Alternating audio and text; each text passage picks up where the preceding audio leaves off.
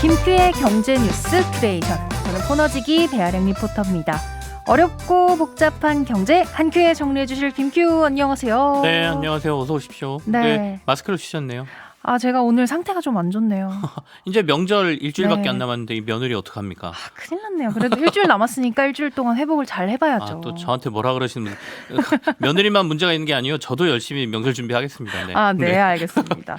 아니 근데 설 이야기가 나와서 말인데요. 이 설 연휴면 빠지지 않는 뉴스가 있죠. 바로 물가에 관련된 뉴스인데. 맞아요.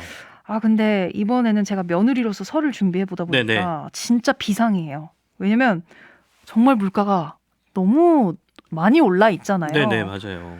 아니 근데 우리나라 물가 지표는 2%대로 내려왔다는 기사를 보긴 했습니다. 네. 근데 왜 막상 피부로는 잘 안 느껴지는 걸까요? 소비자 물가지수 말씀하시는 거잖아요. 네, 맞아요. 그러니까 전년 같은 달 대비해서 매월 이제 소비자 물가지수가 나오거든요. 그러니까 1월 지표가 이번에 2.8%가 나왔습니다. 네. 이게 2022년에는 월별로 막 5%대가 나오다가 그랬었죠. 지난해 4월 들어서면서 3%대로 좀 떨어졌고요.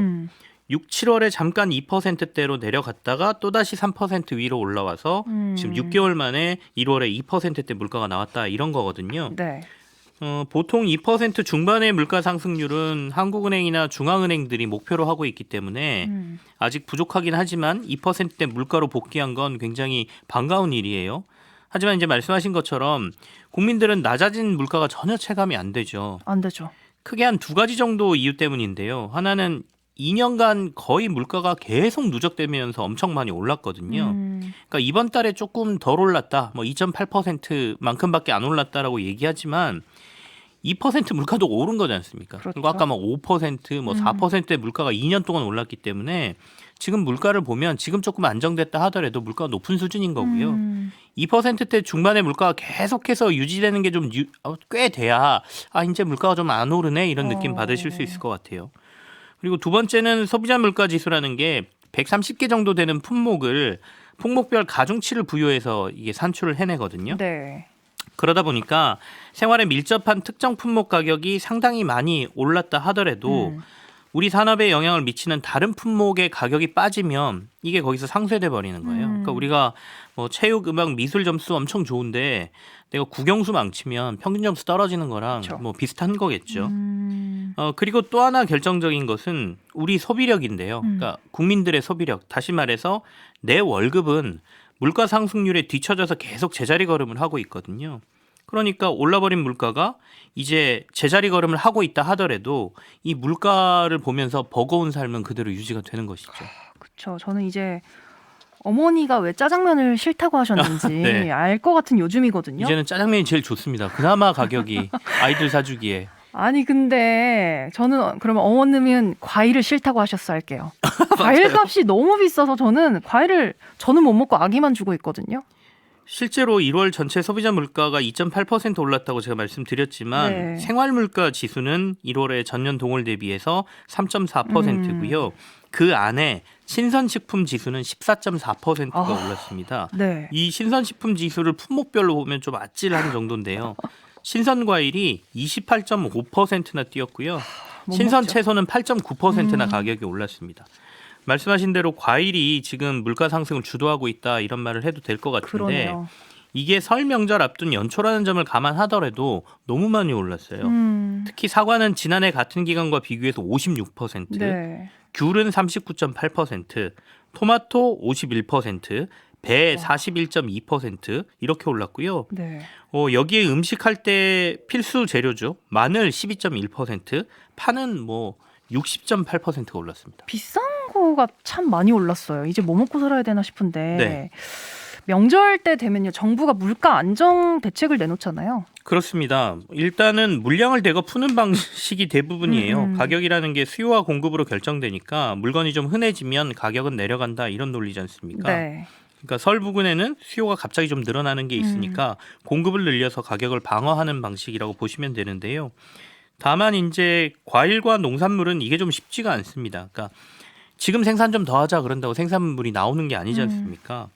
우선 사과, 배, 감 등은 정부가 지금 내놓은 대책이 정부 계약 재배 물량을 대거 공급하고 100억 원 정도를 들여서 가격 할인을 제공하겠다라는 거예요. 네. 그래서 실제 요즘 마트 가시면 사과배 혼합 과일 한 7, 8만 원 선 하는 거 이렇게 줄 딱 끊고 할인해서 5, 6만 원 판매. 이게 정부의 지원금 들어간 거거든요.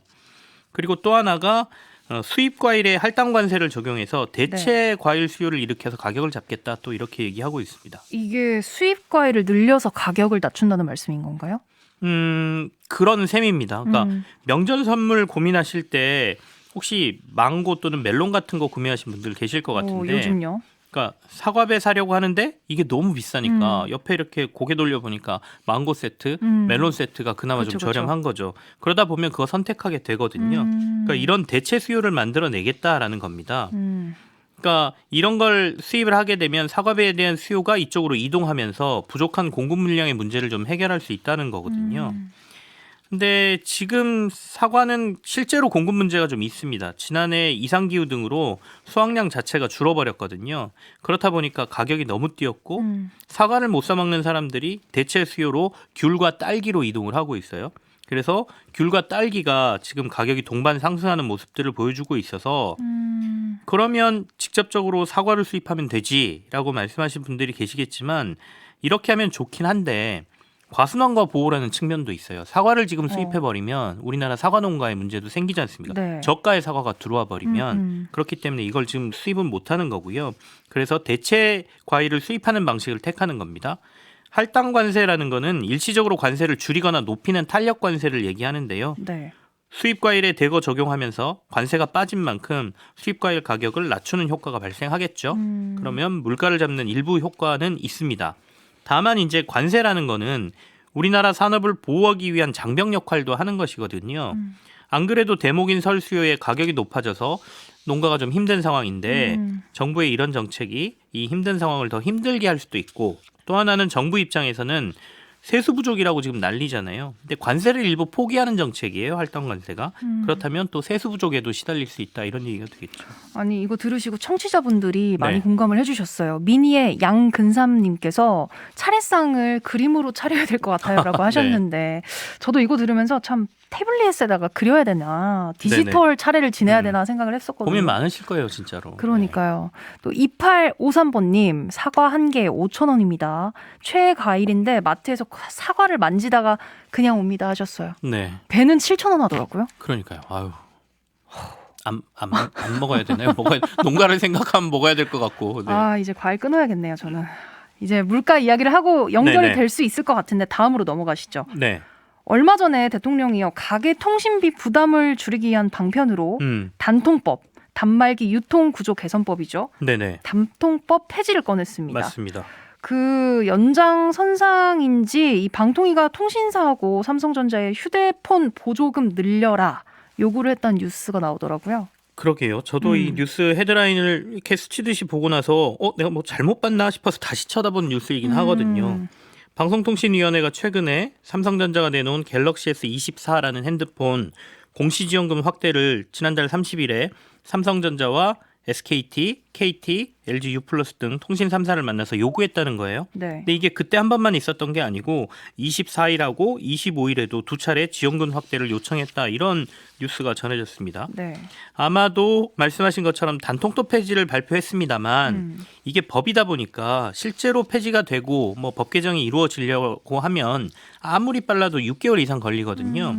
그렇다 보니까 얼마 전에 윤 대통령이 이런 발언했거든요. 단통법 폐지 이전에라도 사업자 간 마케팅 경쟁 활성화를 통해서 단말기 가격이 실질적으로 인하될 방안을 강구하라 이렇게 지시했다라고 알려지고 있죠. 그래서 이 지시 때문에 방통위가 나선 것 아니냐 이런 해석들이 나오고 있는 거죠. 근데 또 일각에서는 방통위는 지원금 규제 기관이다라는 말도 있더라고요. 사실 그래서 제가 이 뉴스 헤드라인을 보고 다시 쳐다본 거예요. 이게 뉴스가 맞나 싶어서 굉장히 이례적인 거거든요. 그러니까 통신시장이 과당 경쟁으로 혼탁해지지 않도록 또 과도한 마케팅이나 보조금으로 부당 경쟁이 이루어지지 않게 감독하는 역할을 방통위가 일부 하고 있습니다. 그러니까 사업자 간 경쟁은 일단 소비자에게 이익이 되는 측면이 분명히 있어요.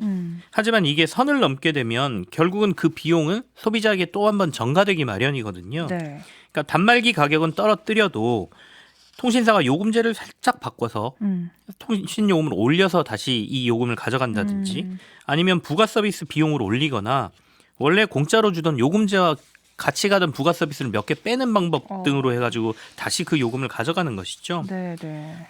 하지만 어쨌든 그간의 방통위가 했던 모습과는 달리 완전히 반대의 모습이 지금 나와서 업계도 조금 당황하고 있다라는 얘기가 좀 들립니다. 이게 가장 중요할 것 같은데 그러면 실제로 지원금이 오를 가능성도 있는 건가요? 근데 얼마 전까지만 해도 뭐 네. 사전 예약하고 막 했던 사람들은 지원금 인상되면 이 얘기 들으면 정말 배 아플 것 같은데요. 그렇죠. 제가 오늘 샀는데 내일 가니까 세일해요. 금 품목이. 아, 그럼 가서 반품 요구할 거 아니에요. 그렇죠. 네. 그럴 수 있는 상황인 것 같습니다. 그래서 업계의 고민도 그거예요. 지금 최대 이 핸드폰에 한 24만 원 정도의 지원금이 나간다고 하는데요. 이 지원금 규모가 지금 많고 적고를 떠나서 사전 예약 등으로 구매한 소비자에게 역차별 문제가 지금 발생할 수 있는 거죠. 이미 국내에서만 121만 대의 사전 예약 주문이 들어온 상태라고 하거든요. 네. 그리고 기업 입장에서는 신제품 지금 막 나왔어요. 사전 예약을 받은 거지 아마 며칠 전에 출시됐을 겁니다. 이 막 내놓은 신제품을 비싸게 팔아서 돈을 좀 벌어야 되는데 뭐 만약에 이게 잘 안 팔린다면 그때 지원금 같은 걸 내서 조금 더 소비를 촉진하는 거 아니겠습니까? 네. 근데 지금 잘 나갈 것 같은 핸드폰에 지원금을 더 주라라고 지금 방통위가 요구를 하고 있는 거니까 어떻게 보면 시장 논리를 도리어 파괴하는 행위다라고 해석이 가능할 수 있죠. 단통법을 폐지하려고 하는 게 시장 상황에 맞춰서 유통사나 제조사가 지원금과 마케팅을 넣어서 소비를 자극하라는 건데 이건 잘 팔리는데 깎아주라고 요구하는 거니까 조금 이상하다 이렇게 볼 수도 있습니다.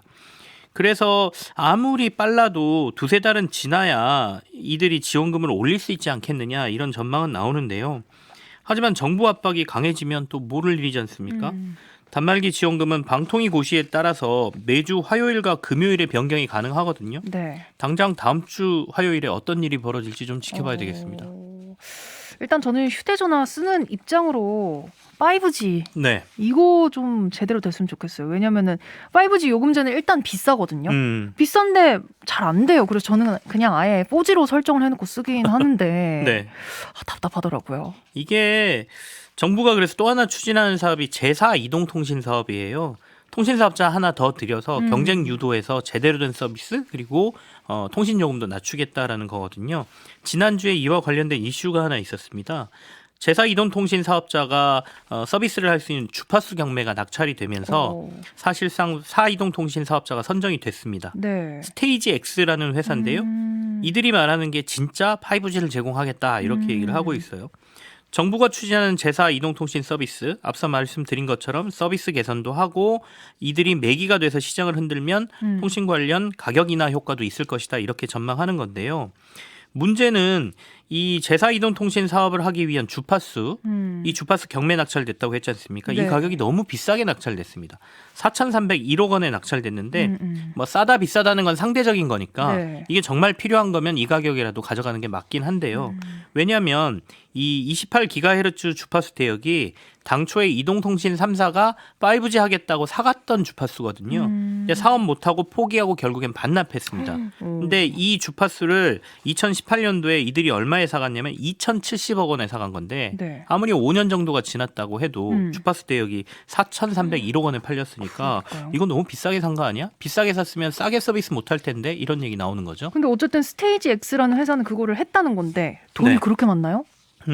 스테이지 X는 스테이지 5라는 회사 알뜰폰 사업자가 만든 컨소시엄이에요. 신한투자증권도 참여하고 있고 한 신한투자증권에서 재무적 투자로 한 8천억 원 정도를 받았다고 하는데요. 카카오의 계열사긴 합니다. 지금 8% 정도의 지분을 가지고 있다고 하는데 그래도 이동통신 3사에 비하면 규모가 작죠. 그래서 과연 제대로 서비스 하겠냐? 너무 비싸게 사간 거 아니냐라는 얘기가 나오고 있습니다.